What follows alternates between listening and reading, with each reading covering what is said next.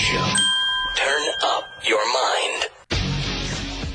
When I saw the police officer, you know, they have this little, like, stick, this metal thing that they pull out. Yeah, pull out like an antenna. Like an antenna, right? Exactly. Retractable. Yes, and I saw them pull that out and started beating my son with it.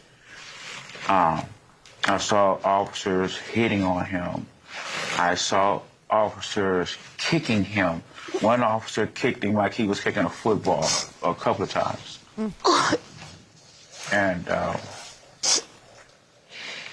but the most telling thing about the video to me was the fact that it was maybe 10 officers on the scene. Oh, my. And nobody tried to stop it, or even after they beat him and they propped him up against a car, no one rendered aid to him whatsoever. They walked around smoking cigarettes like it was all calm and, like, you know, bragging about what happened. And For an hour of video? Yes.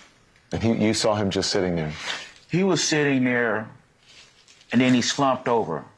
And an officer walked over to him and said, "Sit back up, mother MF," you know.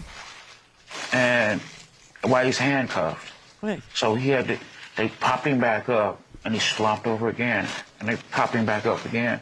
But no one was rendering aid. And that's his dad. Okay.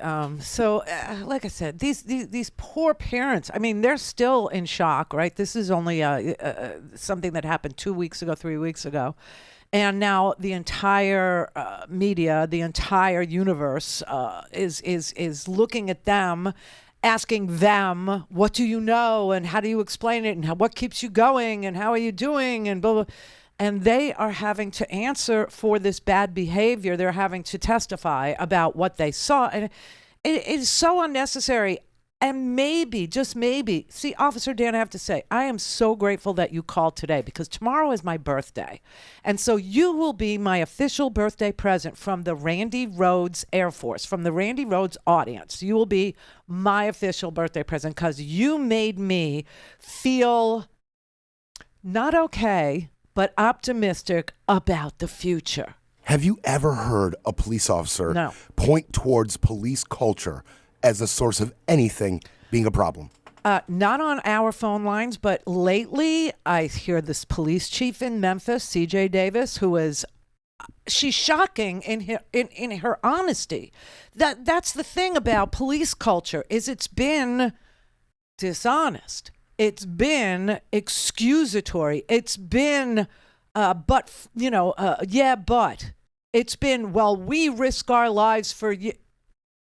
It's a protect and serve situation, and somehow that got twisted up. That got completely, gnarled up. That became a different kind of service. It became self-serving instead of community serving.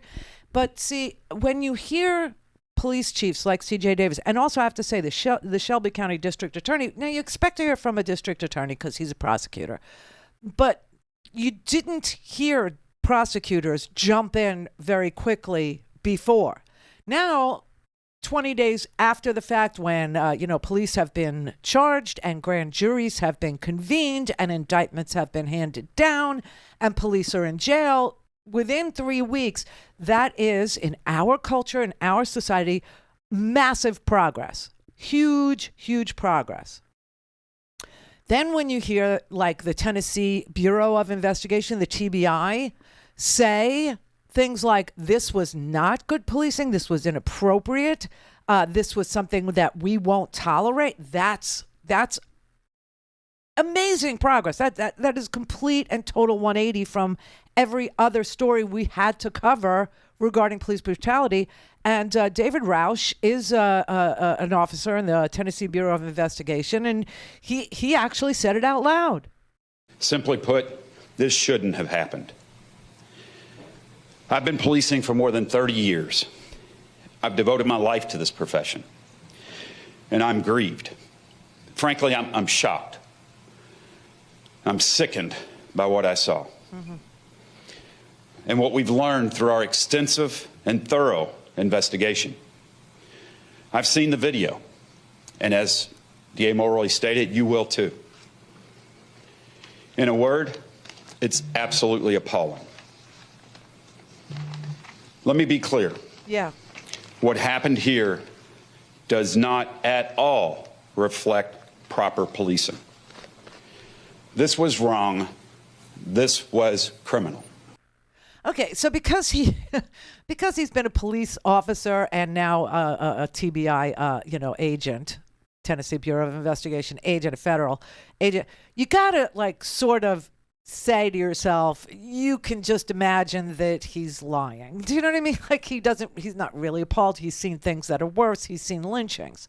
We're talking Tennessee, 37 years on a police force. You got to know he's seen some really disgusting, disgraceful, hideous, heinous, ugly beatings and hangings and shootings. And he said nothing for a lot of his career.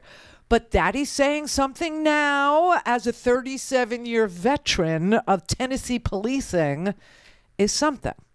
It's something.